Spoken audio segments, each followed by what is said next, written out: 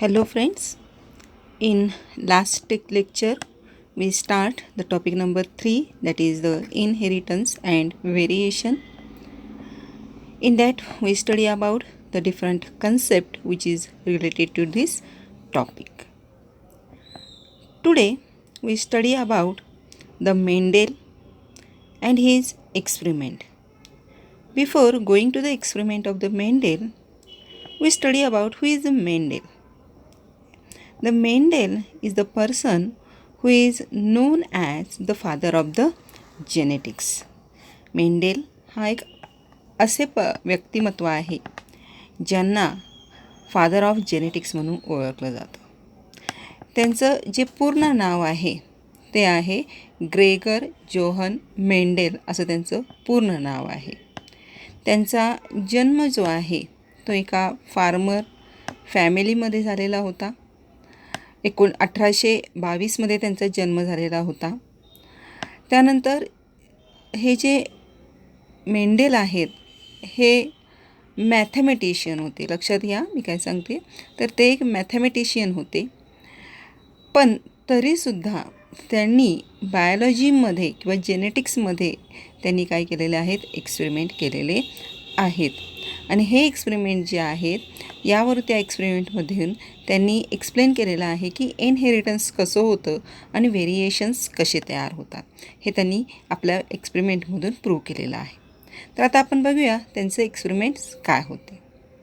Mendel perform his experiment by using the plant and that plant name is the pea plant. Okay, Mendel यांनी जे experiment केलेले आहेत ते experiment त्यांनी जे आहेत ते पी प्लांटवर केलेले आहेत, ज्याला आपण मराठीमध्ये काय म्हणतो, वाटाणा असं म्हणतो, बरोबर. तर त्यांनी पी प्लांटवर त्यांनी स्टडी केलेला होता. आता सगळ्यात पहिलं आपल्या मनात शंका येते ती म्हणजे की त्यांनी पी प्लांट का सिलेक्ट केलेलं होतं.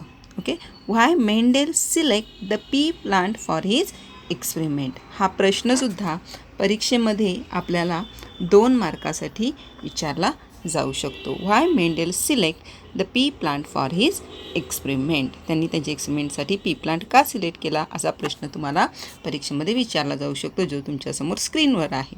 त्याचे आन्सरसुद्धा आपण बघूया. तर पहिला जो पॉईंट आहे तो म्हणजे pea plant is a annual plant with a short life cycle.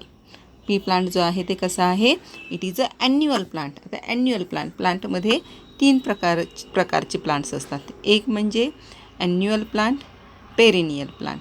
Okay, perennial plant, annual plant असे प्रकार आहे. ॲन्युअल प्लांट म्हणजे काय, ज्याचं लाईफ सायकल फक्त 1 वर्षापर्यंत असतं. आणि पेरिनियल प्लांट म्हणजे काय, ज्याचं लाईफ सायकल 1 वर्षापेक्षाही जास्त असतं. मग त्या प्लांट्सना काय म्हणतात, तर पेरिनियल प्लांट असं म्हणतात. तर पी प्लांट जे आहे ते ॲन्युअल प्लांट आहे. त्याचं लाईफ सायकल जे आहे that life cycle is completed within the 2 to 3 months. Okay, त्याचं जे लाईफ सायकल आहे ते किती मंथमध्ये, 2 to 3 monthsमध्ये त्याचं लाईफ सायकल जे आहे ते काय होतं, कंप्लीट होतं. आणि त्यामुळं ॲन्युअल प्लांट असल्यामुळं, शॉर्ट लाईफ सायकल असल्यामुळं रिझल्ट्स जे आहेत ते काय होत होते, पटकन मिळत होते. Then the second, the flowers are bisexual and naturally self pollinated. आता आपल्याला माहिती आहे बायसेक्शुअल म्हणजे काय, ज्यावेळेस मेल आणि फिमेल गॅमेट्स दोन्ही जर एकाच फ्लावरमध्ये प्रेझेंट असेल तर त्या फ्लावरला काय म्हटलं जातं, बायसेक्शुअल फ्लावर असं म्हटलं जातं, बरोबर. आता ते बायसेक्शुअल आहे flower, as there is a male and female gametes both are present, therefore the flower is a naturally self pollinated. It is a naturally self pollinated. त्याच्यामध्ये आपल्याला काय दिसतं, नॅचरल सेल्फ पॉलिनेशन आपल्याला दिसून येतं. त्यानंतर तिसरा त्याचा पॉईंट काय होता, that is they can be artificially cross pollinated. Artificially cross पॉलिनेशनसुद्धा करता येत होतं. जर आपल्याला माहिती आहे क्रॉस पॉलिनेशन म्हणजे काय आहे ते आपल्याला माहिती आहे. Suppose this is the 1 flower, this is the other flower, these are the 2 flowers, this is the stigma, this is the anthers on other flower. मग जर एका फ्लावरवरून दुसऱ्या फ्लावरवर म्हणजे दुसऱ्या प्लांटवर असणाऱ्या फ्लावरवर जर आपण पॉलन ट्रान्समिट केले तर त्याला काय म्हटलं जातं, क्रॉस पॉलिनेशन म्हटलं जातं. It is called as a cross pollination. त्याला काय म्हटलं जातं, क्रॉस पॉलिनेशन असं म्हटलं जातं. हे आपल्याला माहिती आहे. मग हे सुद्धा ह्या प्लांटमध्ये क्रॉस पॉलिनेशनची सुद्धा करता येत होतं. ओके, आर्टिफिशियली त्याचं क्रॉस पॉलिनेशनसुद्धा करता येत होतं. म्हणून त्यांनी काय केलं होतं, पी प्लांट सिलेक्ट केलेलं होतं. त्यानंतर next point, the offspring produce after cross pollination are fertile. ज्या वेळेस क्रॉस पॉलिनेशन करून जे ऑफस्प्रिंग म्हणजेच काय, त्याच्यापासून ज्या बिया तयार केल्या जात होत्या त्या बिया जर पुन्हा जमिनीमध्ये घातल्या तर त्याच्यापासून काय होत होतं, नवीन प्लांट येत होतं. काय लक्षात येते, सपोज आता इथं हे क्रॉस पॉलिनेशन झालेलं आहे. क्रॉस पॉलिनेशन झाल्यानंतर फ्रूट फॉर्मेशन होणार आहे. आपल्याला माहिती आहे आपण रिप्रोडक्शनमध्ये आता पॉलिनेशन झाल्यानंतर कशा पद्धतीनं मेल अँड फिमेल गॅमेट्सचं फ्युजन होतं, डबल फर्टिलायझेशन होतं. मग त्याच्यापासून एंडोस्पर्म तयार होतो, एंडोस्पर्मपासून सीड तयार होते, सीडपासून फ्रूट तयार होते. आपण सगळं बघितलेलं आहे. तशाच पद्धतीने इथंसुद्धा क्रॉस पॉलिनेशन झाल्यानंतर त्यापासून सीड फॉर्मेशन झालं आणि या सीड्स ज्या आहेत त्या जर जमिनीमध्ये पेरल्या तर त्याच्यापासून काय होतं, नवीन प्लांट जे आहे ते डेव्हलप होतं. देअरफॉर दिस सीड्स आर फर्टाईल. म्हणून त्यांनी काय केलं होतं, पी प्लांट सिलेक्ट केलं होतं. तर point number 5, the pea plant has a several pair of contrasting characters. P प्लांटमध्ये वेगवेगळ्या प्रकारचे कॅरेक्टर्स होते. वेगवेगळ्या प्रकारचे कॅरेक्टर्स म्हणजे त्यांनी सात कॅरेक्टर्स सिलेक्ट केलेले होते. किती कॅरेक्टर्स, 7 कॅरेक्टर्स त्यांनी सिलेक्ट केलेले होते. Mendel select the 7 characters. ते कॅरेक्टर्स कुठले आहेत, ओके, ते कॅरेक्टर्स कुठले आहेत ते आपण नंतर बघणार आहोत. तर वेगवेगळे त्याच्यामध्ये कॅरेक्टर्स असल्यामुळं, डिफरंट कॅरेक्टर असल्यामुळे त्यांनी काय केलं होतं, पी प्लांट्सचं सिलेक्शन केलेलं होतं. The next point that is the flowers are large enough for easy emasculation. The flowers are large enough for easy emasculation. आता इमॅस्क्युलेशन म्हणजे काय आहे बघा. Emasculation means the removal of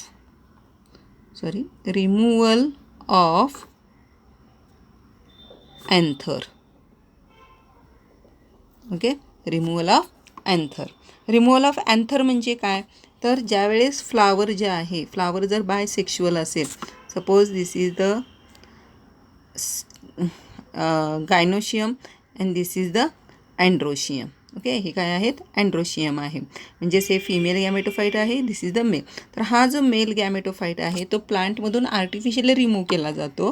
त्याला काय म्हटलं जातं, इमॅस्क्युलेशन. इमॅस्क्युलेशन म्हणजे काय, removal of anther. Removal of anther from the. मग हे फ्लावर मोठं असल्यामुळं, फ्लावरचं साईज लार्ज असल्यामुळं त्या ठिकाणी काय होत होतं, इझी इमॅस्क्युलेशन जे आहे ते पॉसिबल होतं. Next is 7 point, it is the small herbaceous plant. Small herbaceous प्लांट्समध्ये 3 प्रकार आहेत, एक हर्ब, श्रब आणि प्लांट. ओके, प्लांटमध्ये 3 प्रकार आहेत, that is the herb, shrub and the tree. असे 3 प्रकार आहेत. लास्ट इयर आपण बघितलेलं आहे. हर्ब म्हणजे काय, ज्याची उंची जास्तीत जास्त गवता एवढी असणार आहे. श्रब म्हणजे ज्याची उंची 1, 2 ते 3 फुटामध्ये असणार आहे. आणि ट्री म्हणजे ज्याची उंची जी आहे ती अबाव 5 फीट्स जी असणार आहे, त्याला काय म्हटलं जातं, ट्री असं म्हटलं जातं. तर हे जे प्लांट्स होते, पी प्लांट होते, ते कसे होते, हर्बॅशियस, अगदी स्मॉल प्लांट्स होते. आणि therefore they can B grow easily in the small area. Small एरियामध्ये सुद्धा त्यांना नंबर ऑफ प्लांट्स काय केले जाऊ शकते, ग्रो केले. त्यामुळे ह्या सगळ्या 7 कॅरेक्टर्समुळं, 1 2 3 4 7, these are the 7 characters which is find in the pea plant. So the Mendel select the pea plant for this experiment. त्यांनी त्या आपल्या एक्सपेरिमेंटसाठी काय केलेलं आहे, पी प्लांट्सचं त्यांनी सिलेक्शन केलेलं आहे. त्यानंतर आता त्यांनी जे 7 कॅरेक्टर्स बघितलेले होते, कुठले कॅरेक्टर्स आहेत ते आपण आता नेक्स्ट स्लाईडमध्ये आपण बघणार आहोत. Okay, this is the 7 characters which is studied by the Mendel. मेंडेलकडून स्टडी केलेले हे 7 कॅरेक्टर्स आहेत. तर ते कोणते कोणते आहेत ते बघूया. तर पहिला आहे height of a stem, colour of flower, position of flower, pod shape, pod colour, seed shape, seed colour. These are the different characters are studied by the Mendel. आता या ठिकाणी एक गोष्ट लक्षात घ्या, हा जो टेबल आहे हा आपल्याला पाठच असला पाहिजे, बरोबर. जर तुम्हाला पाठ नसेल तर परीक्षेमध्ये तुम्हाला प्रश्न विचारला जाऊ शकतो. परीक्षेमध्ये तुम्हाला प्रश्न विचारला जाऊ शकतो. The pod the recessive which recessive pod shape is selected by the Mendel कुठला रिसेसिव्ह शेअर, मग त्याच्यामध्ये त्याचा आन्सर तुम्हाला तिथे देता आला पाहिजे कॉन्स्ट्रिक्टेड म्हणून, किंवा which height of the stem is selected as a dominant character. Dominant character, हाईटचं डॉमिनंट कॅरेक्टर कुठलं आहे ते तुम्हाला सांगता आलं पाहिजे, टॉल. ठीक आहे, तर ह्यासाठी हा टेबल तुम्हाला पाठ असणं गरजेचं आहे. तर याच्यामध्ये बघा, पहिलं कॅरेक्टर आहे हाईट ऑफ अ स्टेम, त्याच्यामध्ये डॉमिनंट कॅरेक्टर टॉल आहे आणि रिसेसिव्ह कॅरेक्टर डॉर्फ आहे. आता डॉमिनंट आणि रिसेसिव्ह तुम्हाला माहिती आहे, डॉमिनंट म्हणजे जे कॅरेक्टर F1 जनरेशनमध्ये एक्सप्रेस होतं त्याला डॉमिनंट म्हटलं जातं, आणि रिसेसिव्ह जे कॅरेक्टर F1 जनरेशनमध्ये एक्सप्रेस होत नाही त्याला काय म्हटलं जातं, रिसेसिव्ह असं म्हटलं जातं. पहिलं आहे, मग त्यामध्ये पहिलं character height of a stem, dominant character tall, recessive character dwarf, colour of flower coloured आहे, दुसरा रिसेसिव्ह व्हाईट आहे, position of flower, dominant character axial, recessive character terminal, pod shape inflated, recessive constricted, pod colour आहे dominant green आहे, recessive yellow आहे, seed शेपमध्ये dominant round आहे, recessive wrinkled आहे, seed कलरमध्ये डॉमिनंट येल्लो आहे आणि रिसेसिव्ह ग्रीन आहे. आता या ठिकाणी बघा, टॉलसाठी कॅपिटल टी आणि डॉवसाठी स्मॉल टी. डॉमिनंट असेल तर कॅपिटल वापरतो आणि रिसेसिव्ह असेल तर स्मॉल आपण टी वापरतो. लक्षात आलं. तर अशा पद्धतीनं आपण हे जे 7 कॅरेक्टर्स आहेत जे मेंडेलनं स्टडी केलेलं आहे, हा इम्पॉर्टंट टेबल आहे. दिस इज द IMP टेबल, कारण ह्याच्यातला कुठलाही कॅरेक्टर परीक्षेमध्ये तुम्हाला विचारला जाऊ शकतो.